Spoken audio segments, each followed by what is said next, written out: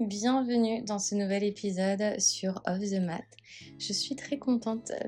d'enregistrer aujourd'hui cet épisode. Ça fait quelques temps que je l'avais en tête. Le moment n'était pas encore juste là. Je crois qu'il est juste, non seulement parce que le podcast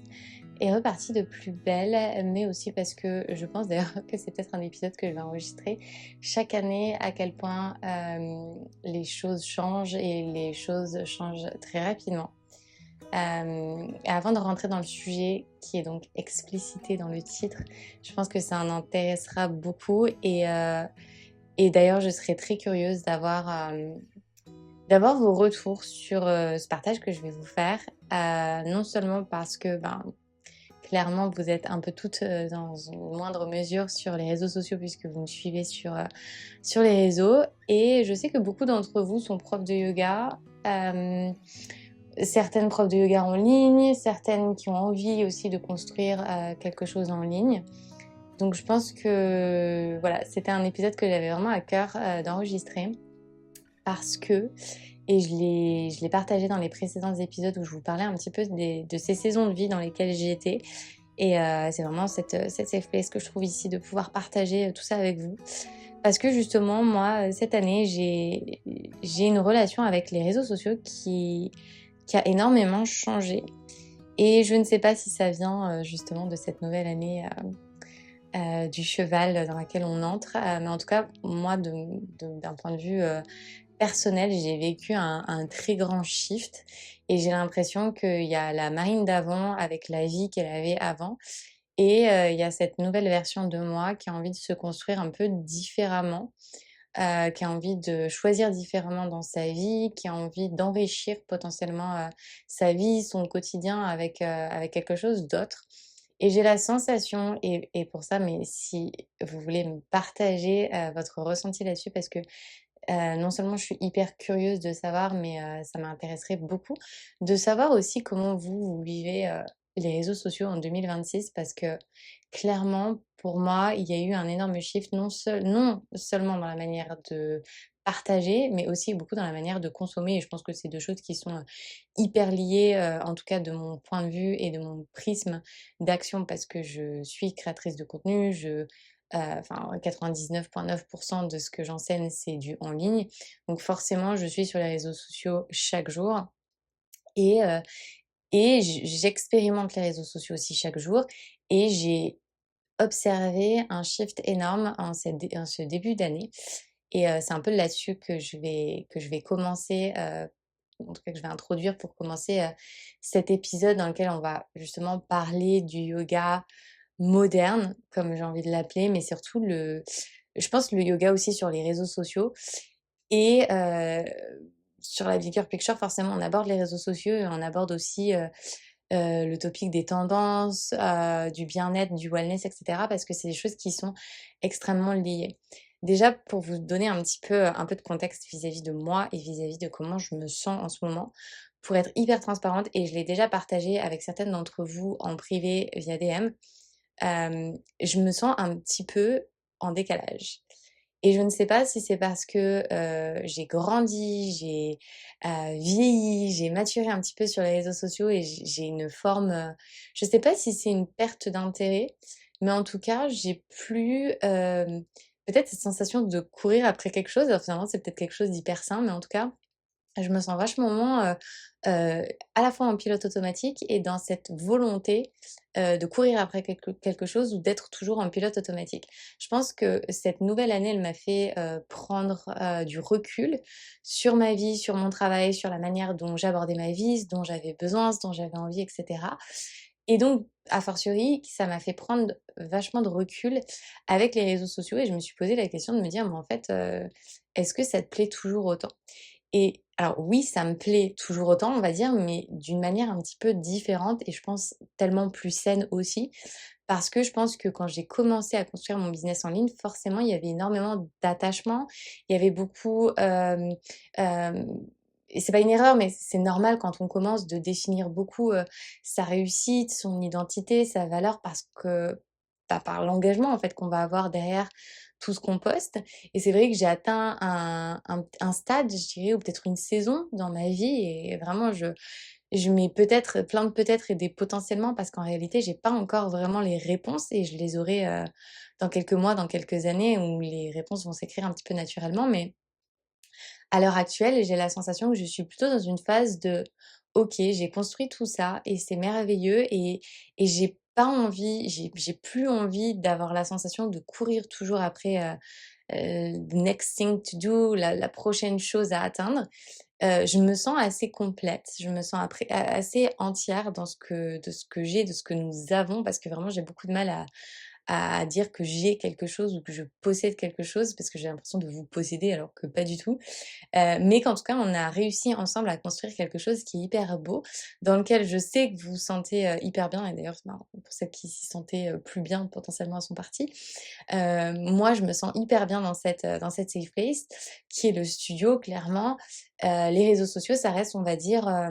une extension, ça reste, un outil, un canal, via lequel on peut communiquer et on peut partager et on peut connecter en temps réel et c'est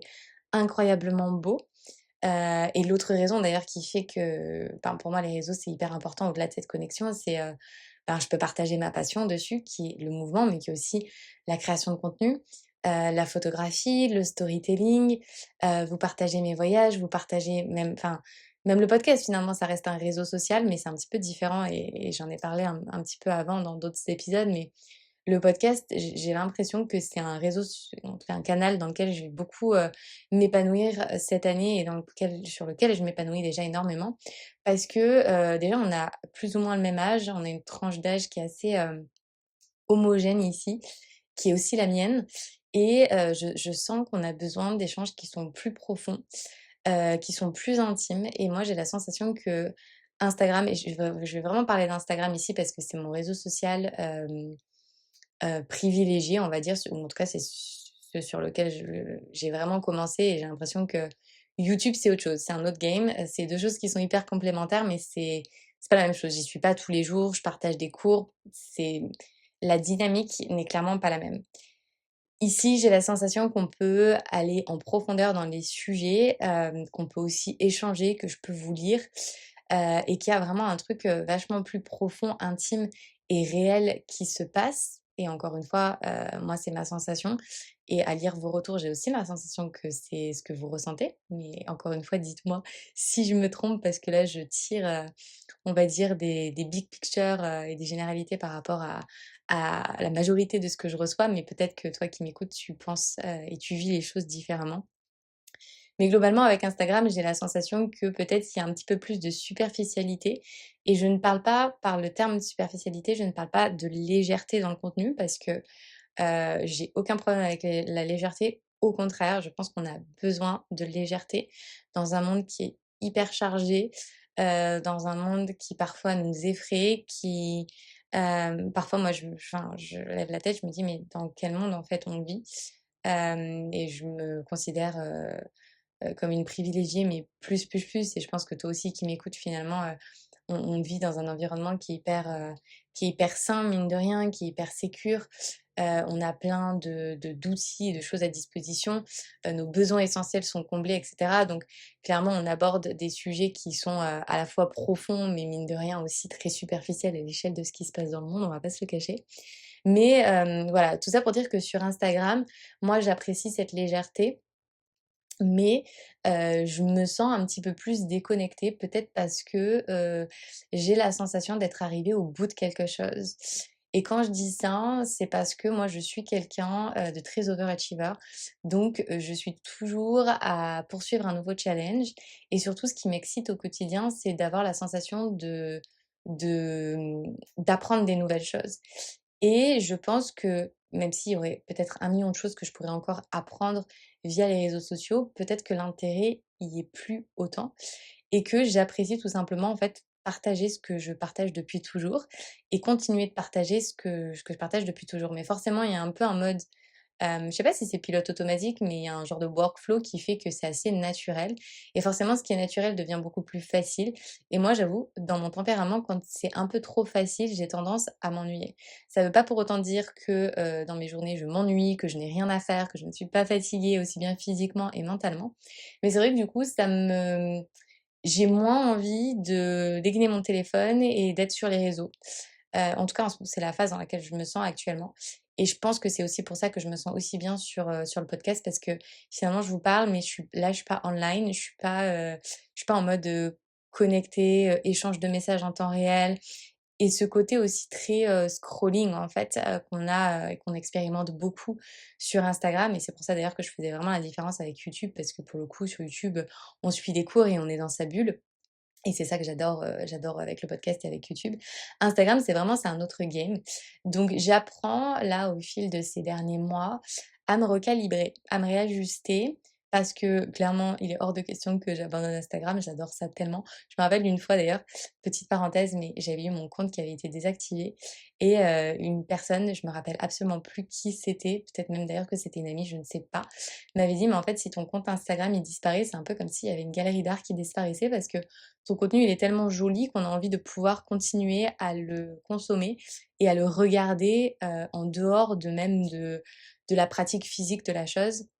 On a juste envie de pouvoir apprécier les jolies images et tout ce que je garde en fait sur ce compte Insta et c'est vrai que je pense qu'il y a un petit lien émotionnel même pour moi parce que, parfois je scrolle et ça me rappelle des souvenirs en fait, ça me rappelle des voyages, ça me rappelle, des bouts de ma vie et donc là-dessus, il y a quelque chose de très fort qui fait que, ben, voilà, il y a un lien réellement intime qui s'est créé et qui fait que j'ai pas du tout envie d'arrêter, Instagram et puis comme je vous le disais, j'adore photographier et partager ce que je fais de ma vie, de mon quotidien tellement, il est hors de question que ça s'arrête. Mais je vois que voilà, il y a d'autres choses aussi que j'ai envie de partager avec vous. Bah, mes voyages, ça c'est clairement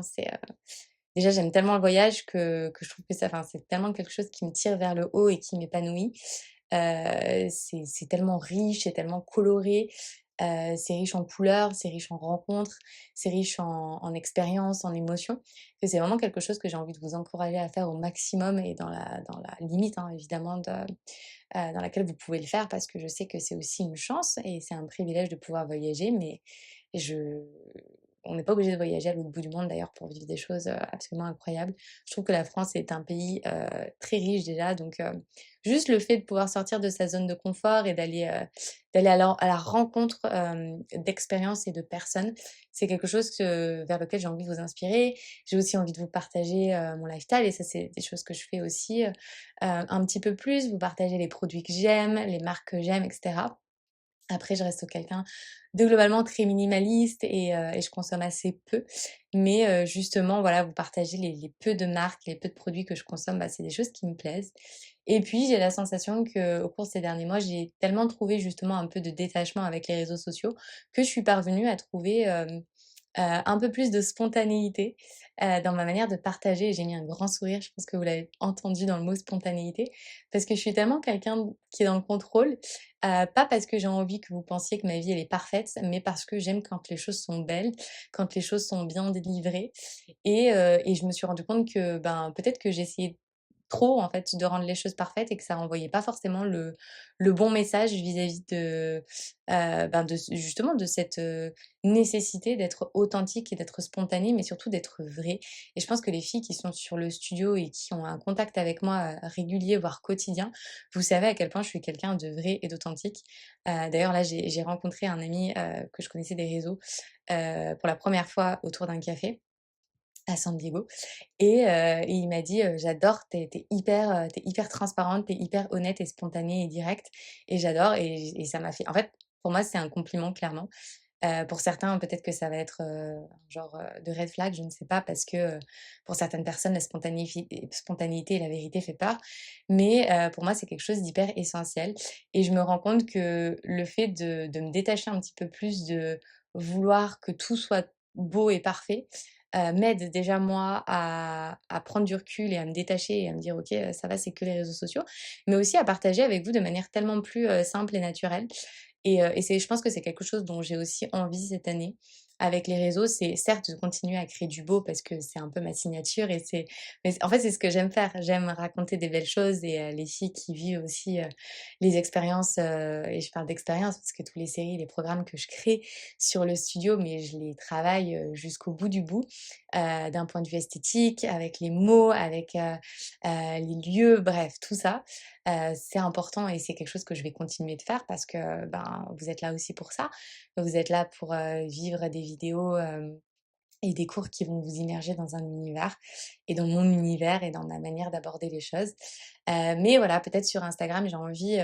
d'arriver, de me déposer dans un espace qui va être un peu plus vrai, peut-être un petit peu plus brut. Encore une fois, pour celles qui m'ont rencontrée peut-être, au travers des retraites, au travers, des cours, des masterclass, on allait prendre un café ensemble et cetera. Vous savez que, bah, voilà, je suis quelqu'un juste de très vrai, de très simple et peut-être que ça c'est pas quelque chose qui transparaît sur les réseaux et c'est quelque chose que j'ai envie de montrer peut-être un petit peu plus juste pour qu'on vous en fait qui m'écoutez et on va vraiment rentrer dans le cœur de cette question-là juste après. Mais toi qui peut-être as envie de créer ton business en ligne, peut-être toi qui as envie de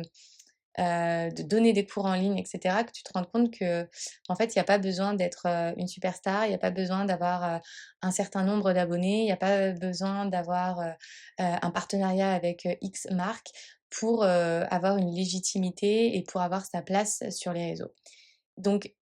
je pense que toi qui m'écoutes, tu te dis: «Bah, en fait, depuis tout à l'heure, on parle réseaux sociaux alors qu'on parlait finalement, du lien entre le mouvement et le yoga».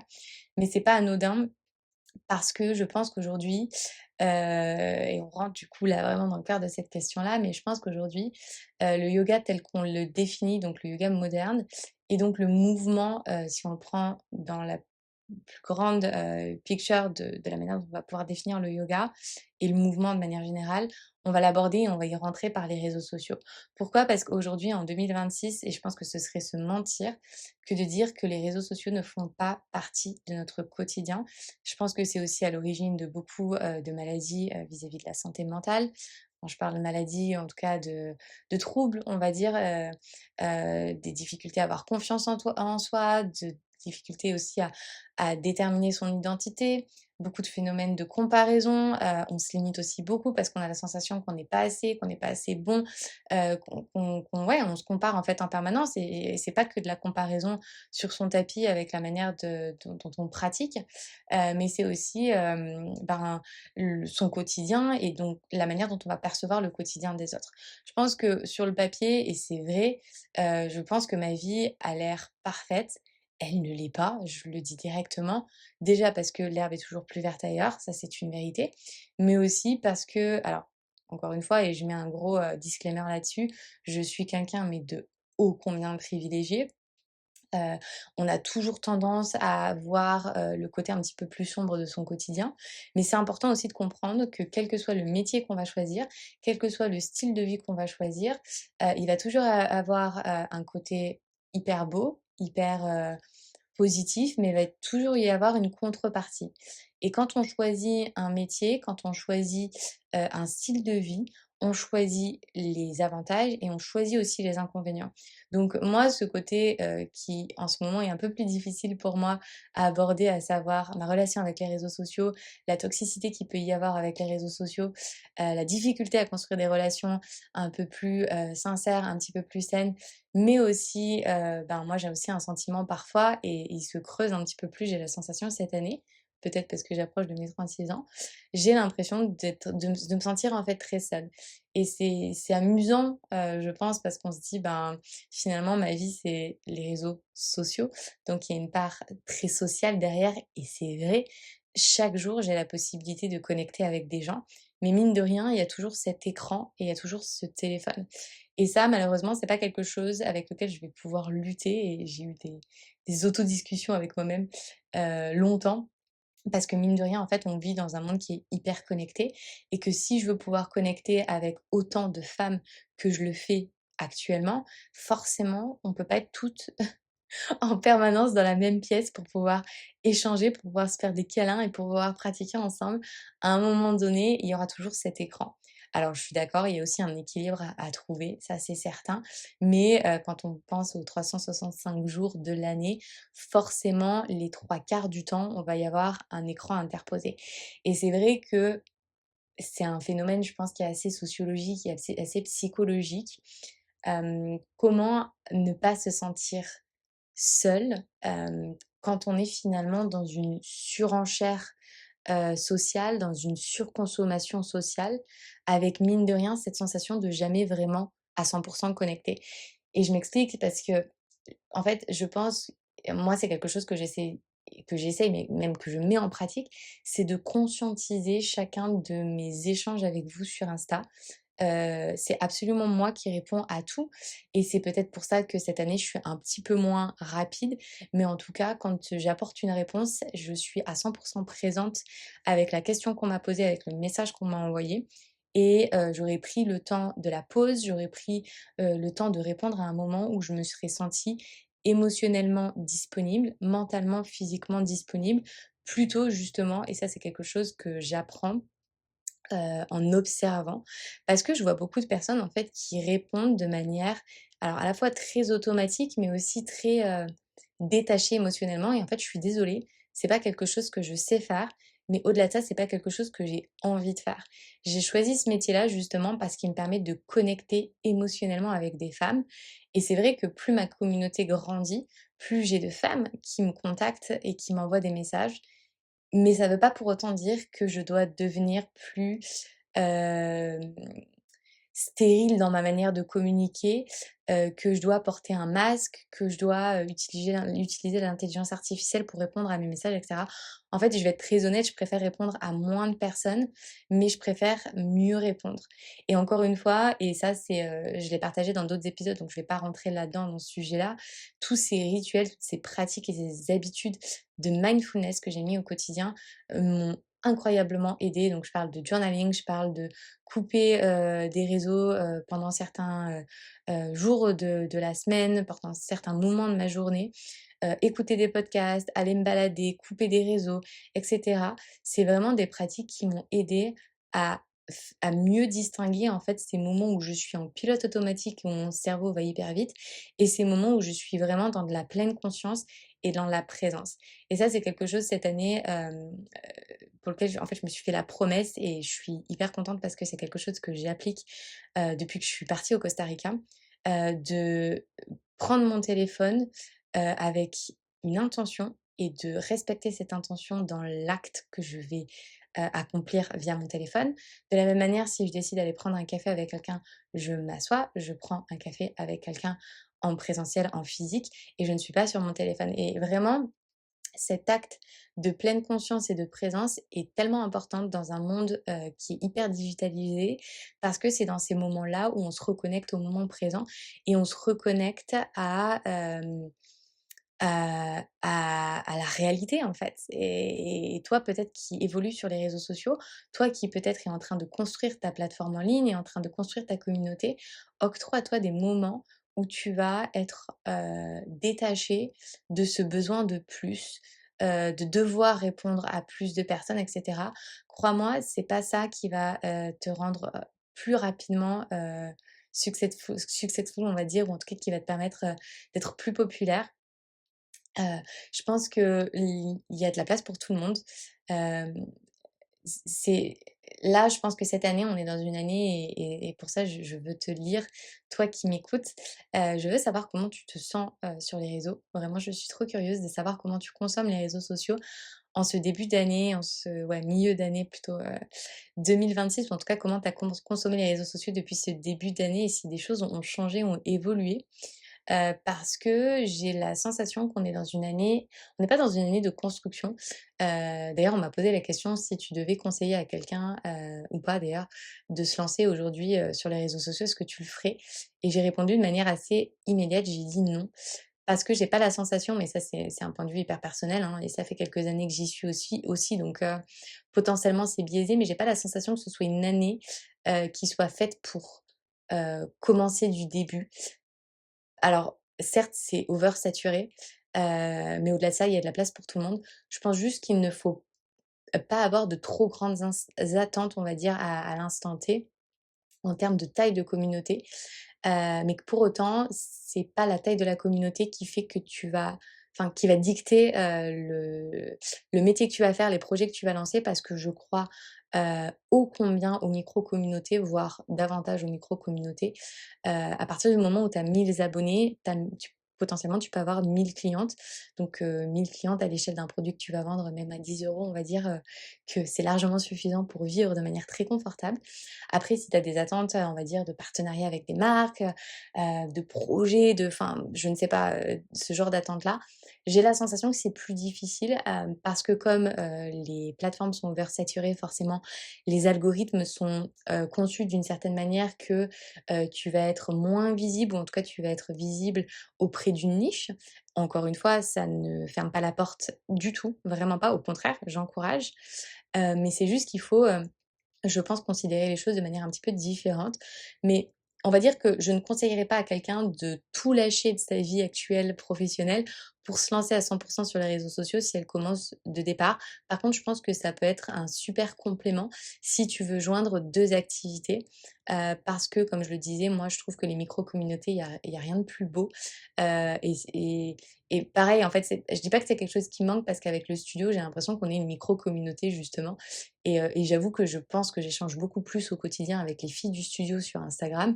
qu'avec d'autres parce que tout simplement, en fait, c'est des liens beaucoup plus, intimes qu'on a développés au fil des années, et c'est vrai que quand les comptes ont tendance à grandir, les communautés ont tendance à grandir, parfois on se sent un petit peu,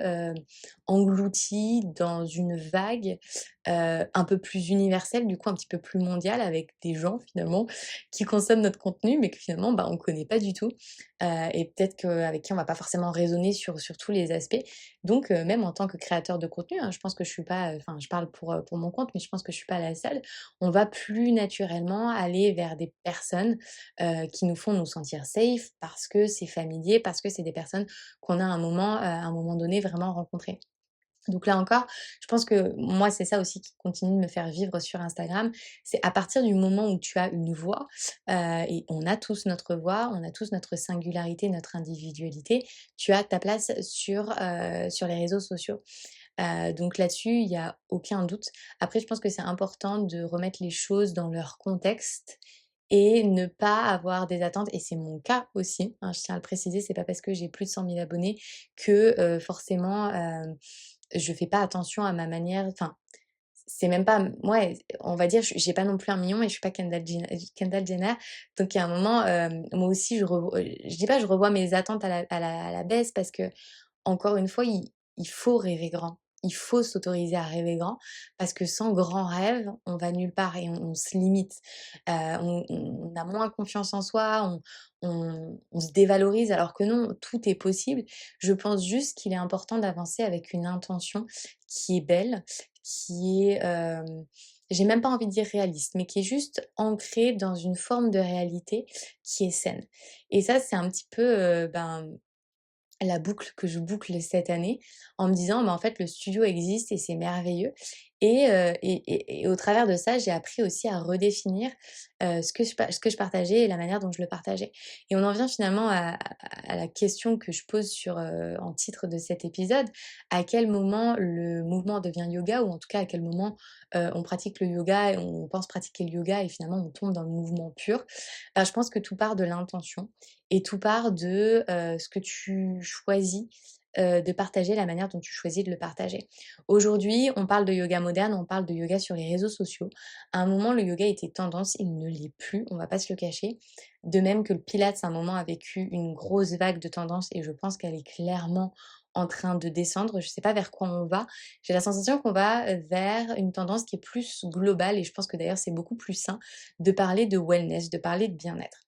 Et du coup, moi, j'en suis un peu venue à ce truc où je me dis: «En fait, j'en ai un petit peu marre de voir sur les réseaux sociaux des gens qui se taclent, en particulier dans le monde du yoga, en, pointant un peu du doigt, «Toi, ce que tu fais, c'est pas du yoga. Toi, tu es pas une vraie prof de yoga». Bref et se soulève finalement cette question de qu'est-ce qui est vraiment yoga? Moi, je pense que quelqu'un qui pratique le pilates, mais qui va avoir, une manière de vivre ses relations, de respecter les autres qui va être yogi et beaucoup plus yogi que quelqu'un qui s'est, mis l'étiquette de professeur de yoga parce que, potentiellement d'ailleurs il enseigne, un yoga traditionnel, mais qui à côté de ça va être dans une attitude qui est pas du tout yogi, pour moi est beaucoup moins dans le yoga que, par exemple, moi-même peut l'être. Et ça je l'ai dit, moi je me suis un peu enlevé un peu même beaucoup, enlevé cette étiquette de professeur de yoga parce que j'estime que ce que j'enseigne sur le tapis en termes physiques, en termes de mouvement, n'est pas du yoga pur. C'est un mixte de toutes les choses que j'ai apprises, de toutes les choses que j'aime et de toutes les choses qui, selon moi, sont justes pour le corps et qui m'ont permis à la fois de me sentir plus forte, de développer ma flexibilité, mais aussi de trouver un juste équilibre et une réelle sérénité dans mon quotidien. Et finalement, c'est un peu ça que j'avais envie de vous partager dans cet épisode, c'est que peu importe ce qu'on fait, peu importe la manière dont on le fait, à partir du moment où on fait quelque chose qui est juste, qui est bon et qui est bienveillant et qu'on donne de la joie et du bien-être aux autres, à quel moment, premièrement, ça n'a pas de légitimité d'être et ensuite, à quel moment ce n'est pas du yoga? Si on définit les choses de manière très pragmatique, le yoga et ça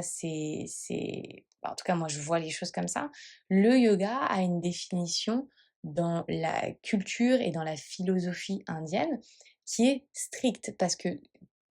on parle d'une pomme, on parle d'une poire, c'est 2 choses qui sont complètement différentes. Une pomme est une pomme, une poire est une poire, le yoga est le yoga. Je pense que je vais en faire rire beaucoup avec ce parallèle, mais ce que je veux dire, c'est que on vit dans un monde où les choses sont définies de manière hyper, stricte. Parce que ça nous permet, de lire le monde et c'est très bien. On a besoin de savoir qu'en face de nous, il y a, un rouleau de sopalin, qu'il y a un torchon, c'est un tapis de yoga. C'est vrai, on définit les choses, au travers des mots et la définition est un descriptif qui forcément est le même pour tout le monde. Parce que sinon on ne pourrait pas vivre dans un monde commun. Si pour moi le bleu est vert et pour toi le vert est jaune, on va pas y arriver. Donc finalement, le yoga, c'est, une pratique traditionnelle qui est inscrite, dans une culture, avec, des règles, avec une manière d'aborder les choses qui est vraiment, traditionnelle. Je mets l'accent sur le mot tradition. Forcément, soyons réalistes, être sur les réseaux sociaux sort de la tradition indienne yogique. Vous doutez bien qu'un vrai, entre guillemets, je mets des gros guillemets, professeur de yoga, on va dire, traditionnel, ancré dans la tradition indienne, n'est pas sur les réseaux sociaux. Il n'a pas ses vidéos sur YouTube, il n'est pas en train de répondre à ses DM sur Instagram, il est potentiellement dans son ashram en Inde en train de méditer et tout ça, ça le dépasse et potentiellement, il a même pas conscience de tout ça. Ou en tout cas, peut-être que, il se retournerait et il tomberait de son lit, je ne sais pas, en se disant: «Mais à quel moment c'est du yoga? Ça, ce n'est pas du yoga». Je pense que le terme yoga, c'est un terme qui nous aide, nous occidentaux, à mettre les choses dans une petite boîte et c'est très bien, on a besoin de petites boîtes pour lire le monde et pour comprendre que, ben, peut-être cette personne, elle est professeure de yoga, donc peut-être comme j'associe le terme yoga à sérénité, à bien-être, et ben, cette personne, elle va me partager des choses qui vont m'apporter de la sérénité et du bien-être. Je partage encore du yoga, il y a des programmes sur le studio qui sont du yoga. La majorité de ce que je partage sur YouTube, et en particulier les cours débutants, c'est inscrit majoritairement dans, les lignages du yoga, dans les postures vraiment du yoga, parce que je trouve que c'est une très belle entrée en matière dans tout ce qui va être, bien-être. De même sur le studio, c'est pas quelque chose que je compte arrêter. On fait des cours de méditation et de pranayama, où on parle des bandhas, où on parle de pranayama, on parle de kriya, on parle de choses qui sont vraiment inscrites dans la pratique, vraiment traditionnelle du yoga. Le yoga a changé ma vie, je suis à fond dans la philosophie du yoga, je vis ma vie de manière philosophique, autant que je le peux, inscrit dans le yoga. Mais évidemment, je fais pas mes kriyas tous les matins, enfin je dis évidemment non, il y a plein de gens qui font leurs kriyas tous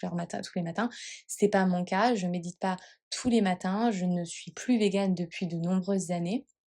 Pour autant, je pratique la non-violence, je pratique le contentement, je pratique, la non-violence, le lâcher-prise, bref, toutes ces valeurs-là qui sont inscrites dans l'éthique et dans les valeurs du yoga. Ça ne veut pas pour autant dire que je les respecte toutes à 100.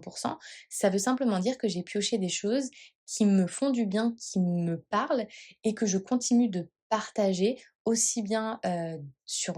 les réseaux sociaux que dans mon enseignement. Pour autant, je n'enseigne pas le yoga, à proprement parler puisque je n'enseigne pas un yoga traditionnel tel que, l'ashtanga, tel que l'iyengar. Ces pratiques qui ont vraiment des séquences qui sont définies, mais j'ai été piocher, dans ces pratiques-là pour venir nourrir mon enseignement. Donc aujourd'hui, le mouvement, je dirais que devient yoga dès lors que l'approche déjà est intentionnelle.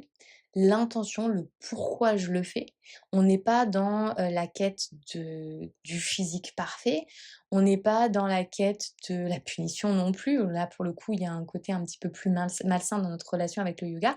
avec le mouvement, pardon. On est justement dans quelque chose de plus conscient et je pense que c'est là qu'on tombe et en tout cas, moi, c'est mon point de vue, on tombe dans une pratique un peu plus yogique lorsque le mouvement devient conscient, on pratique en pleine conscience et que l'intention, elle est juste, elle est dans l'écoute, elle est dans, le respect du corps, elle est dans le fait de ne pas se forcer et surtout de d'être parvenu à switcher sa relation avec le mouvement vers quelque chose qui est hyper bienfaisant. On n'a pas besoin de pratiquer 7 jours sur 7, ni 6 jours sur 7, ni 5 jours sur 7 d'ailleurs,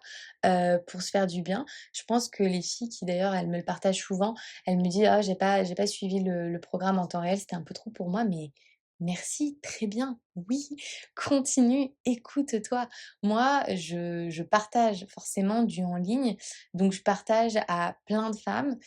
qui ont chacune pardon, un rythme qui leur est différent, qui ont des besoins qui sont différents. Il y en a d'ailleurs qui partent, qui font une pause et qui reviennent à un moment qui est plus juste pour elles. Donc moi, je vais forcément vous proposer des choses qui vont être progressives et qui, j'espère, sont à la carte et dans lesquelles vous savez piocher, vous savez adapter. Et j'espère que mon enseignement vous aide à mieux vous écouter et à mieux adapter justement vos pratiques en fonction de ce que vous avez besoin sans culpabiliser, sans avoir à vous comparer, sans avoir la sensation que vous ne faites pas assez ou que ce n'est pas assez. Et c'est là que j'ai la sensation que mon enseignement est yoga parce que il est inscrit dans quelque chose d'hyper intentionnel, d'hyper bienveillant et d'hyper doux. Effectivement, quand on parle de spinal waves, donc d'intelligence, de la colonne vertébrale, on n'est plus dans une pratique de yoga, on est plutôt dans une pratique autour de la mobilité. Quand j'intègre du sculpte, et j'appelle sculpte parce que c'est un peu plus sexy, dans mes cours, forcément, on n'est pas, dans du yoga pur, on va pas faire des crunchs quand on va faire, sa pratique d'ashtanga et cetera. Donc je pense que c'est important de comprendre que c'est 2 choses qui sont complètement, différentes, mais pour autant qui sont complémentaires. Si demain tu décides de faire du pilates, mais avec une réelle intention de te faire du bien, de bouger ton corps, d'avoir un meilleur équilibre dans ta vie, de te sentir mieux dans ta tête, et ben, pour moi tu pratiques aussi le yoga parce que ta démarche et ta philosophie, elle va être beaucoup plus saine et elle va être beaucoup plus dans l'amour et dans le côté enveloppant et dans le côté, ouais, écoute. L'écoute pour moi fait partie du yoga, le lâcher prise, bref, toutes ces choses-là, en fait, qui t'apportent une relation tellement plus saine et vachement moins toxique finalement, avec ton corps et avec la pratique physique. Et d'ailleurs, le yoga et ça je le partageais surtout, quand j'ai commencé sur les réseaux. Le yoga, c'est 8 branches. Les asanas, donc la pratique physique, est une branche de ces 8 branches. Donc autour de ça, il y a, les pranayamas, il y a, la méditation, il y a toutes les valeurs et d'ailleurs quand on définit le yoga, les premières choses qui rentrent en jeu pour dire qu'on pratique le yoga, c'est pas les asanas, ça va être tout ce qui va être yama et niyamas qui sont les valeurs qu'on va appliquer envers soi et en société. Donc avant de parler de pratique physique et d'asana sur le tapis, on parle de la manière dont on va, évoluer, se traiter soi et traiter les autres et ça, c'est la première chose. Donc pour moi, dès lors que tu pratiques, le pilates, le paddle, peu importe ce que tu fais, dès lors que tu vas appliquer ces valeurs dans ta vie quotidienne et même si c'est pas, ces 10 valeurs, et que ça ne sont que quelques-unes, tu pratiques le yoga avant même de dérouler ton tapis.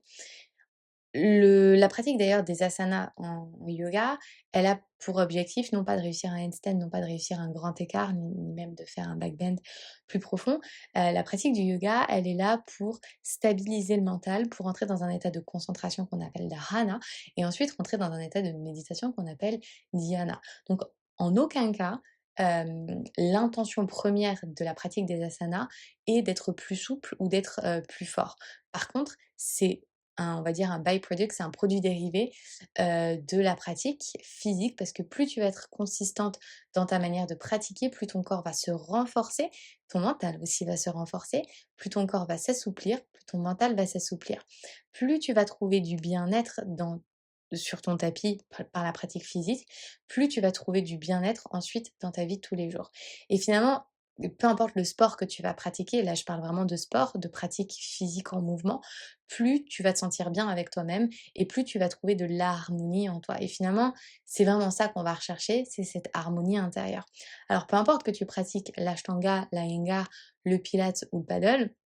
à partir du moment où tu vas être dans une discipline vis-à-vis de ta pratique en mouvement, et encore une fois, tu peux faire une multitude de mouvements dans ta semaine, de types de mouvements dans ta semaine,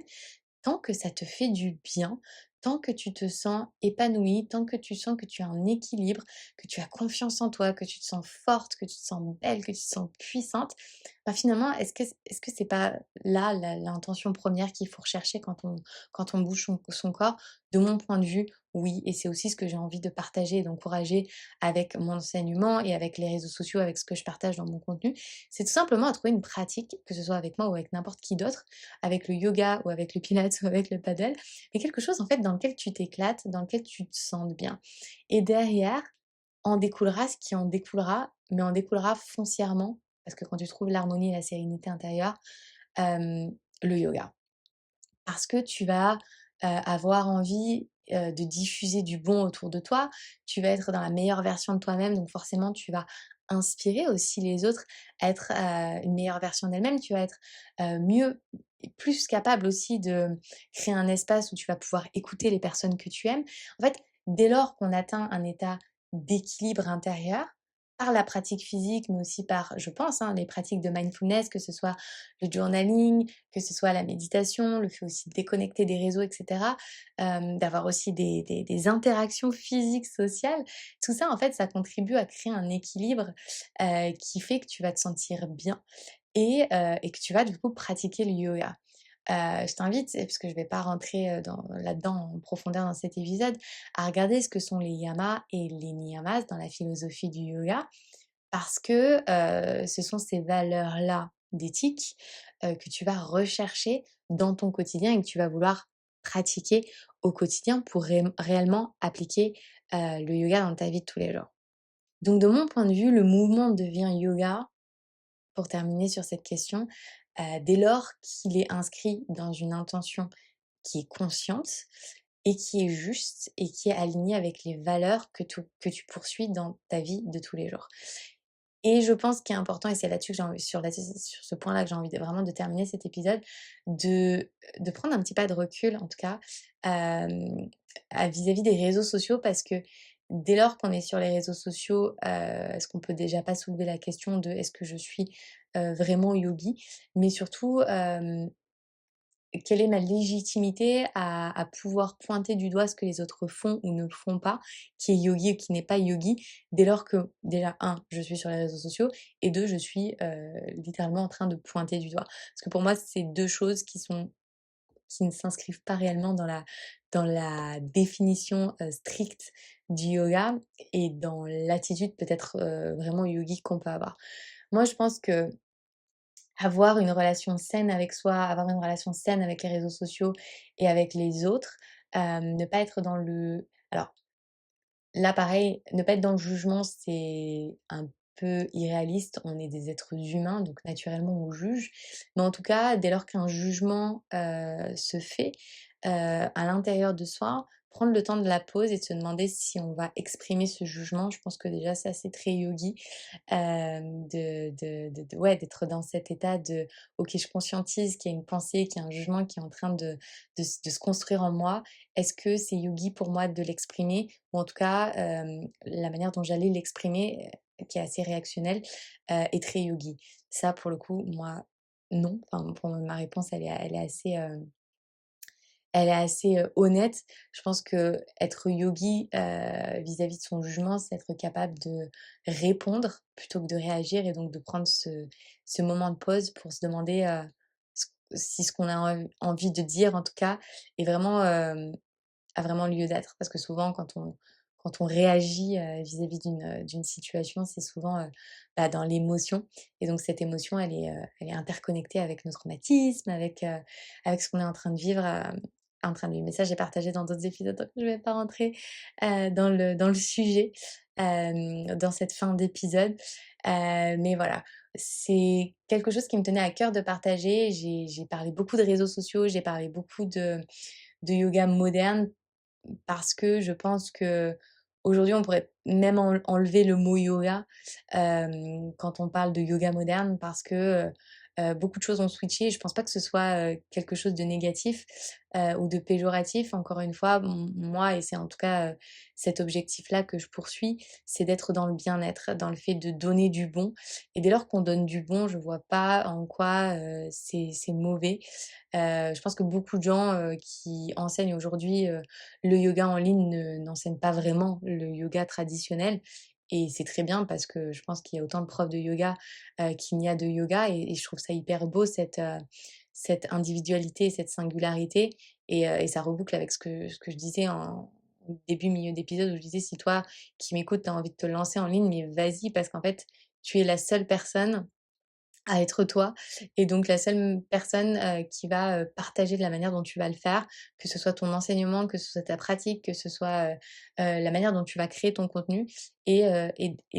de par ce constat, forcément, il y a forcément une place pour toi parce que tu vas,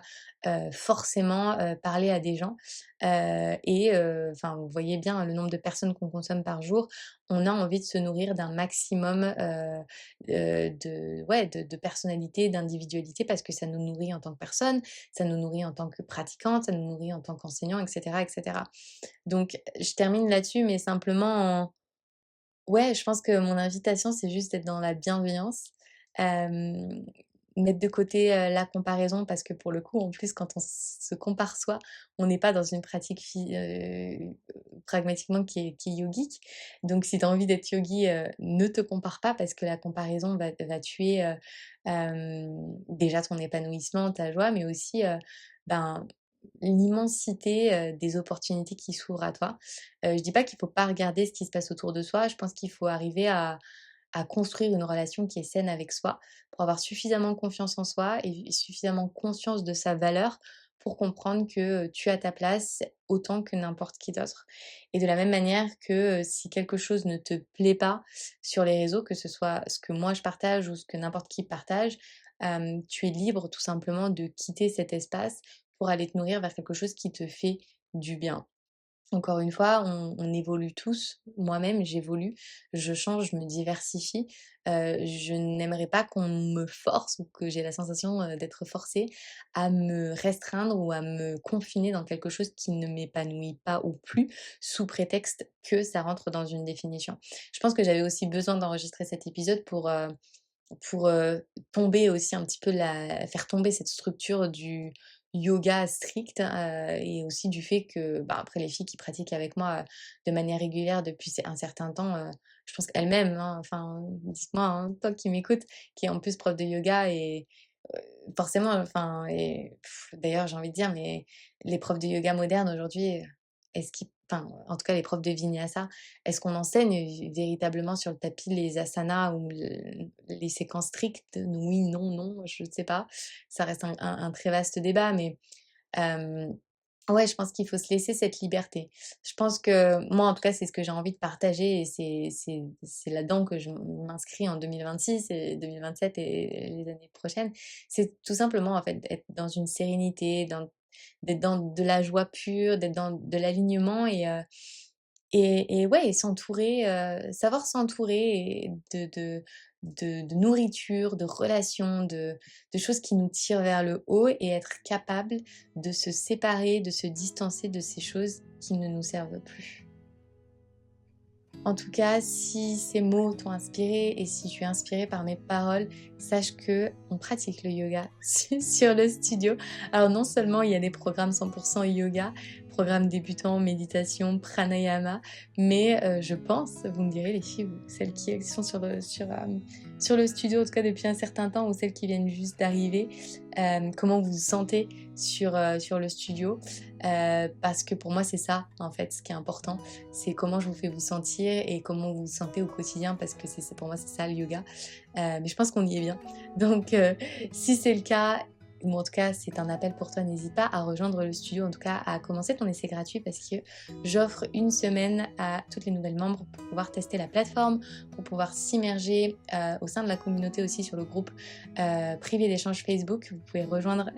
ce groupe. Les adhésions au groupe sont filtrées pour qu'on s'assure que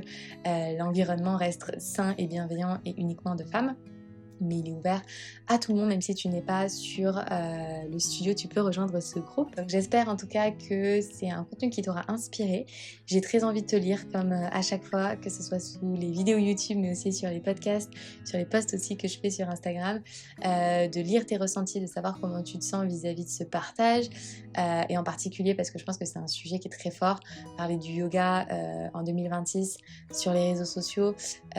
Beaucoup d'entre vous qui m'écoutez sont profs de yoga, donc nourrissez-moi, nourrissez cet échange parce que moi j'ai mon prisme de lecture en fonction de là où je me trouve, mais je pense qu'on a tous et toutes notre manière d'aborder les choses et c'est hyper enrichissant de vous lire et de pouvoir échanger avec vous. Merci du fond du cœur pour ton écoute et j'ai hâte de te retrouver pour un prochain épisode sur Off the Mat.